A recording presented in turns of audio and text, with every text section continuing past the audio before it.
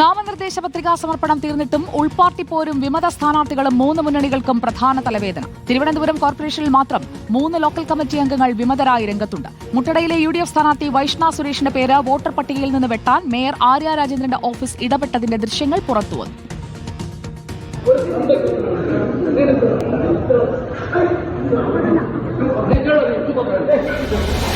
സ്ഥാനാർത്ഥി തർക്കം തെരുവിലെത്തിക്കുന്ന പതിവ് കോൺഗ്രസ് ഇന്നും തുടർന്നു.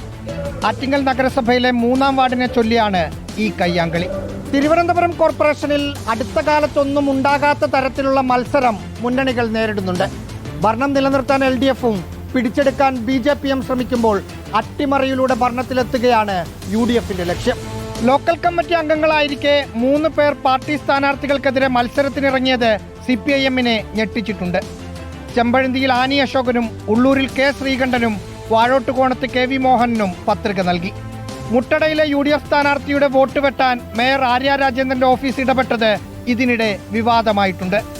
ഓഫീസിലെ 2 ഉദ്യോഗസ്ഥർ വൈഷ്ണയുടെ വോട്ടുള്ള വീട്ടിലെത്തി വൈഷ്ണ ഇവിടെ താമസിക്കുന്നില്ല എന്ന് എഴുതി വാങ്ങുകയായിരുന്നു.